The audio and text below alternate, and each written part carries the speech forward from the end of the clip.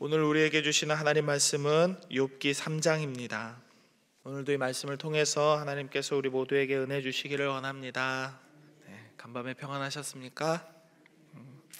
오늘 본문의 1절부터의 모든 내용은 자기 생일을 저주하는 탄식으로 시작해서 낭망으로 끝나는 내용입니다.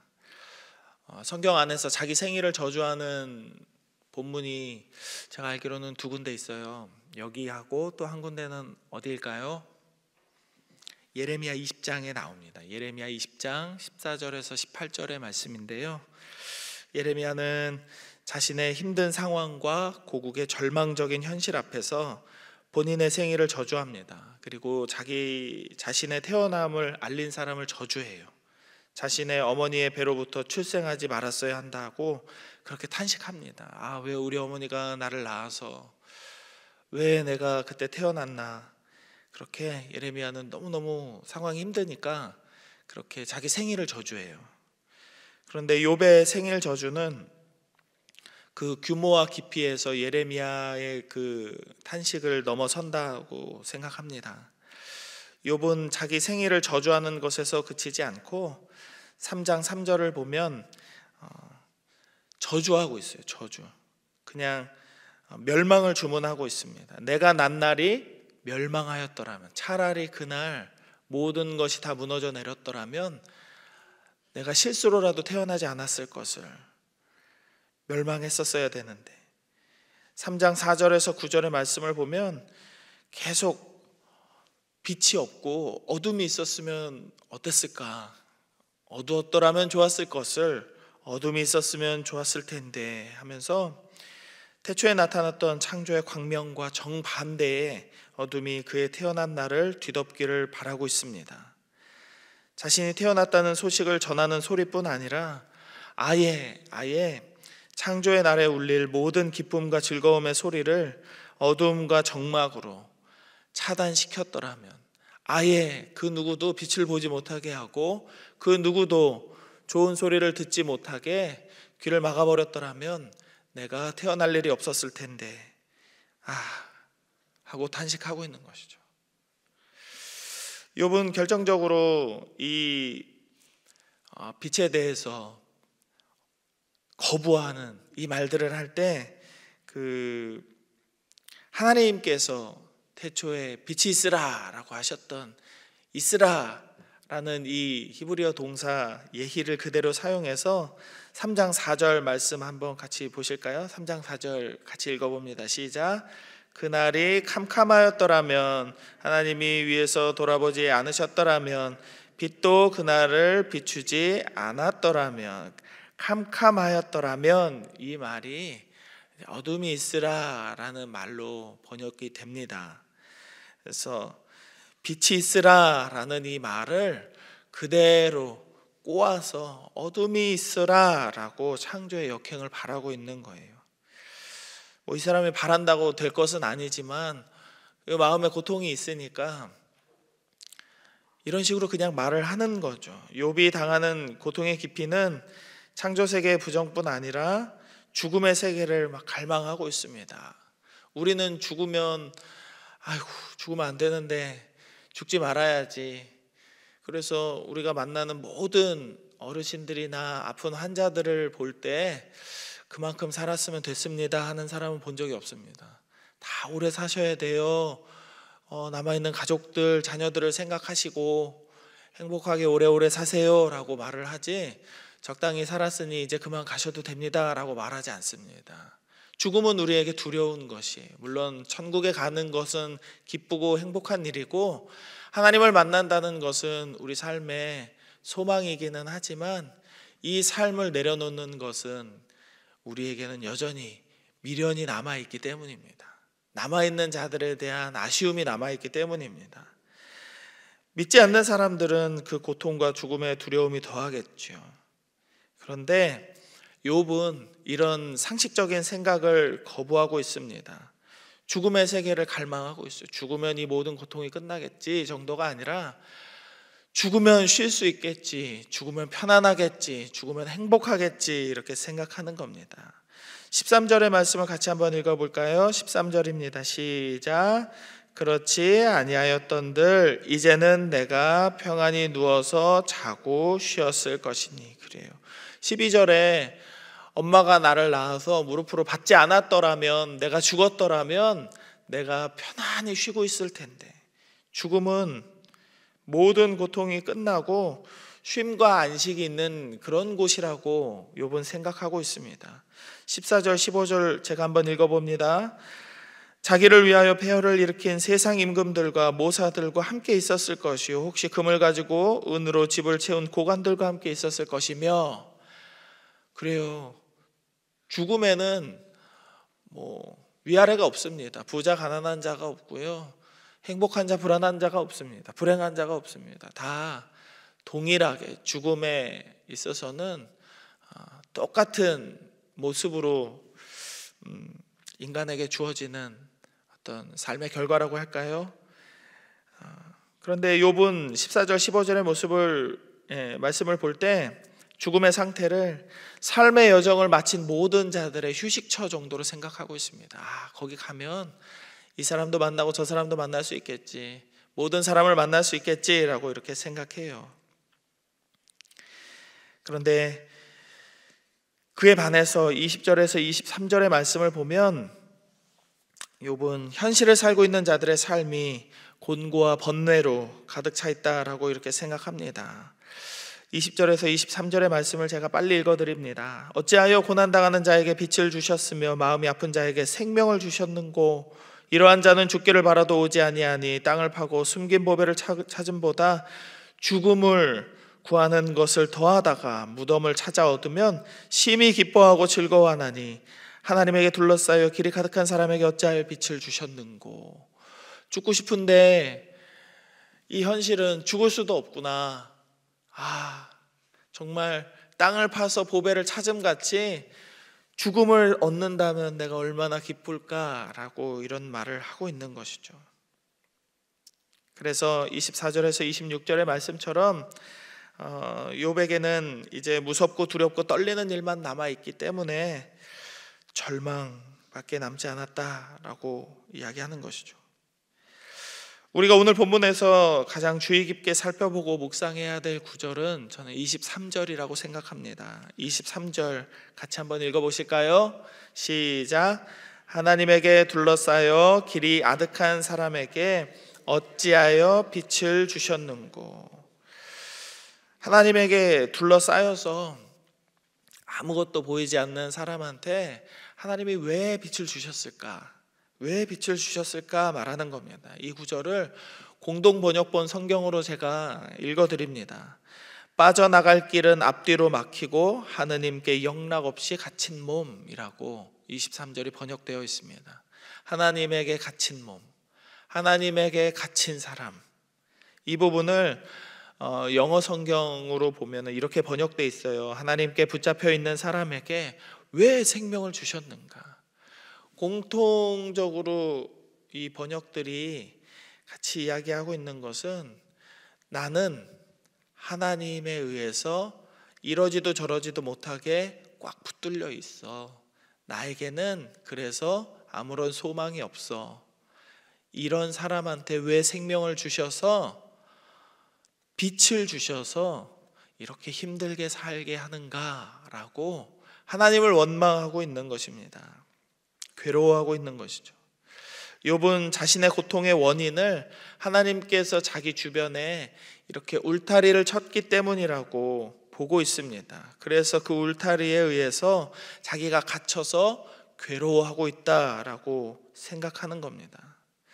그런데 욥기 1장을 보면 하나님께서 욥의 울타리를 거둘 수 있게 사단에게 이제 허락을 하시잖아요. 그의 재산, 그의 자녀, 그의 건강, 차례차례 하나님께서 세워주신 삶의 보호막들을 걷어버리십니다. 그것을 사단이 거둘 수 있게 허락을 하시는 거예요. 그런데 역설적이게도 아이러니하게도 욥은 하나님이 자신을 이 울타리 안에 가둬버렸다라고 탄식하고 있는 겁니다. 반대로 생각하는 거죠. 반대로 생각하고 있는 겁니다. 어차피 가둬두고 아무것도 하지 못하게 꽁꽁 묶어놓을 인생에게 왜 생명을 주셨는지, 아무런 힘도 소망도 없는 인간에게 왜 빛을 허락하셨는지 괴로워하는 겁니다. 욥은 자기 고통의 상황을 정반대로 이해하고 있습니다. 그래서 욥은 죽음을 생명보다 더 소중한 것으로 여기고 이해하고 있고요, 그것을 간절히 바라는 말들을 두려움 없이 쏟아내고 있는 것입니다. 인간의 지식과 논리는 이렇게 허술하고 연약합니다. 조금만 힘들면 이 길은 내 길이 아닌가 보다. 조금만 어려우면 내가 잘못 살았나? 내가 사람들에게 왜 공격을 받을까? 하나님이 왜 나를 이런 상황에 처하게 했을까? 원망하면서 내가 옳다고 여기던 모든 신념들과 바른 생각들을 삽시간에 버릴 수 있습니다. 이것이 인간입니다. 그런데 욥이 진짜 두려워한 이유가 무엇이었을까요? 욥이 그토록 두렵게 된 것은 무엇 때문일까요?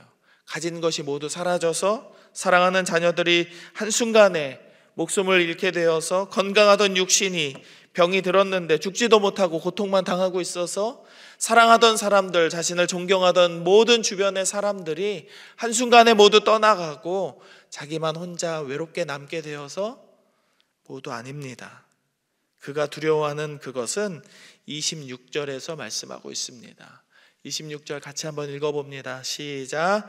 나에게는 평온도 없고 안일도 없고 휴식도 없고 다만 불안만이 있구나. 그렇습니다. 그에게는 이제 더 이상 평온과 안일과 휴식이 없기 때문에 불안과 두려움만 남아있게 된 것입니다.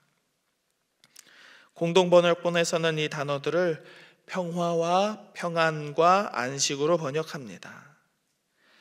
욥은 우리보다 신앙이 월등했던 사람입니다. 믿음이 좋았던 사람이에요. 동방에서 그보다 하나님을 더 의지하고 신실하게 하나님과 동행하는 사람은 없었습니다. 자신의 모든 것이 사라졌을 때에도 1장 21절의 말씀처럼 내가 모태에서 알몸으로 나와 싸운즉 또한 알몸으로 그리로 돌아가올지라. 주신 이도 여호와시오 거두신 이도 여호와시오니 여호와의 이름이 찬송을 받으실지로다 라고 이렇게 고백했던 사람이에요. 그런데 단기간에는 그렇게 고백했지만 자신의 육체가 그렇게 허물어져가는 순간까지 왔는데도 하나님의 음성은 들리지 않고 오히려 자신의 고통만 늘어가고 있는 이 현실 속에서 욥의 이성은 방향을 잃어버렸던 것입니다.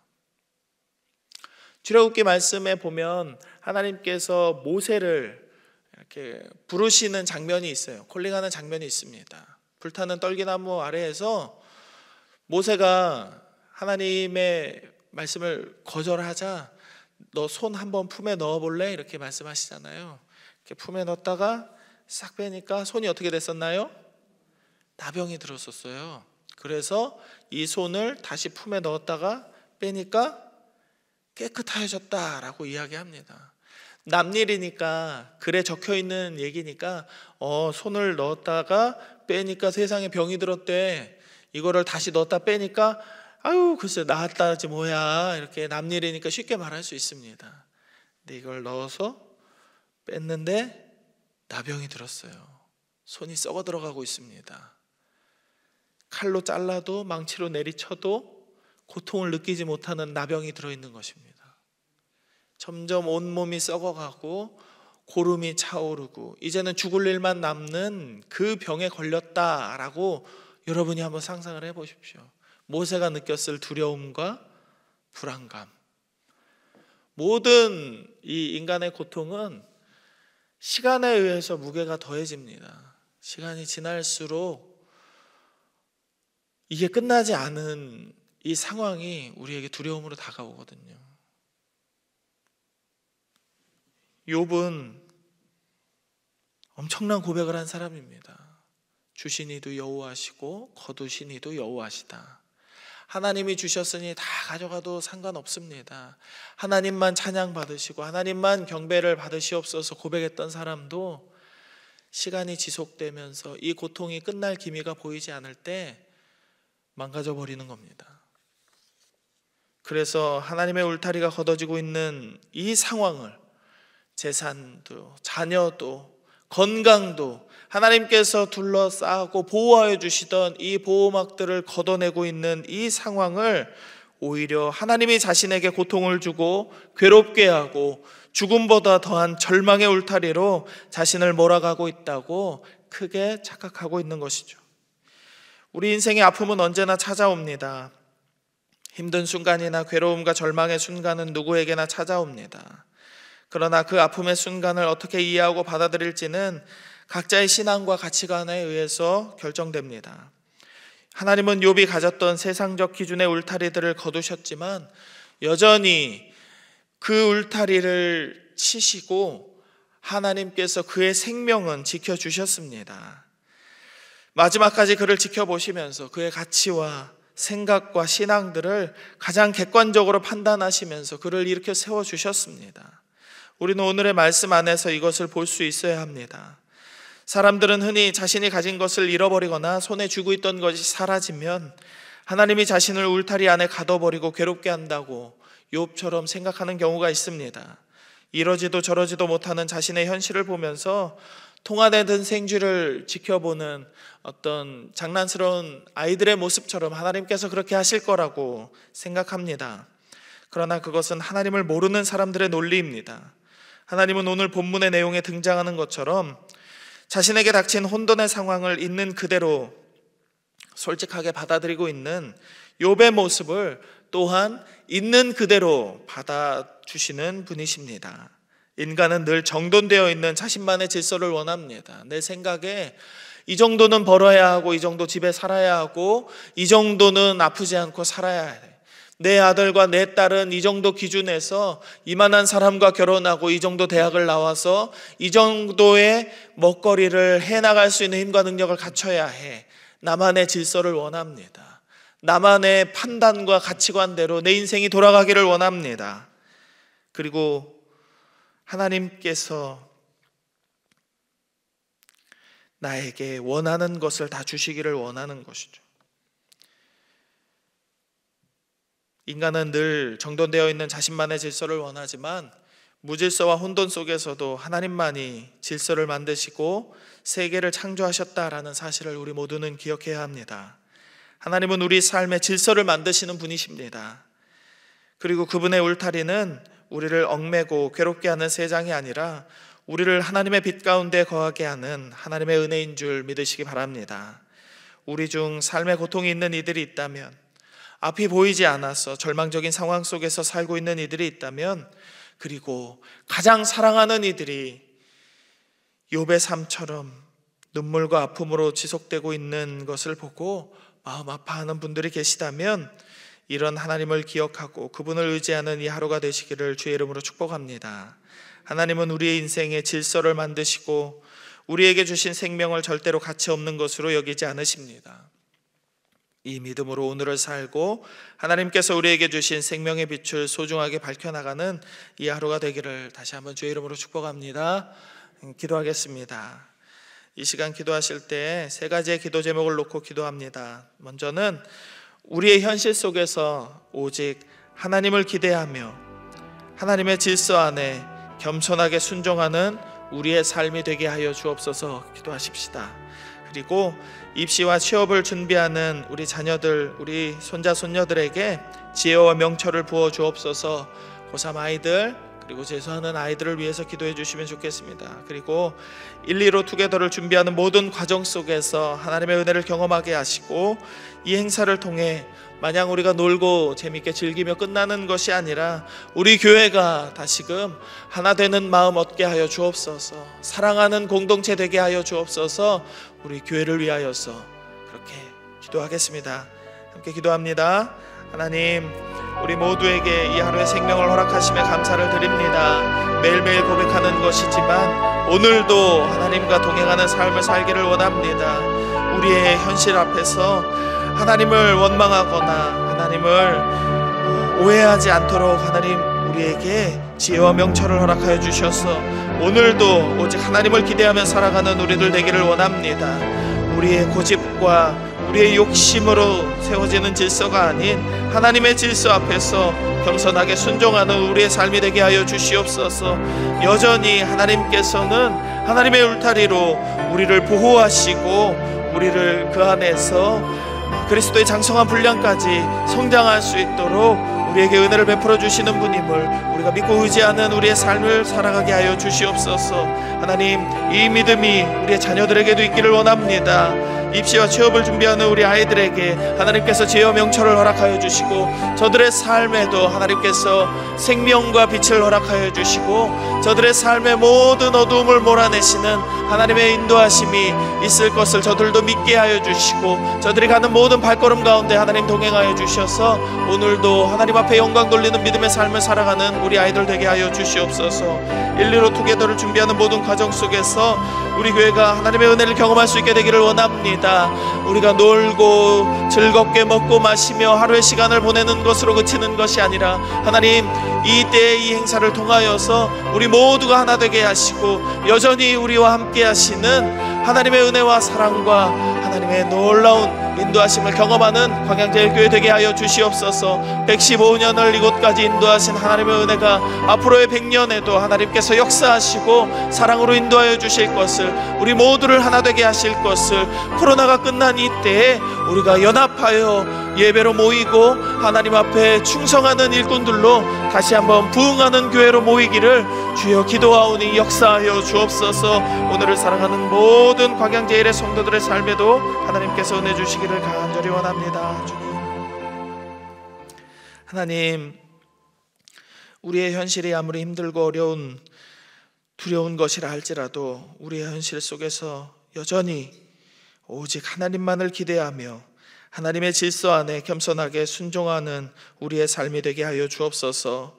우리의 믿음이 흔들리지 않게 하시고 우리의 눈앞에 있는 상황들을 바라보며 하나님을 의심하거나 원망하지 않는 믿음을 허락하여 주옵소서.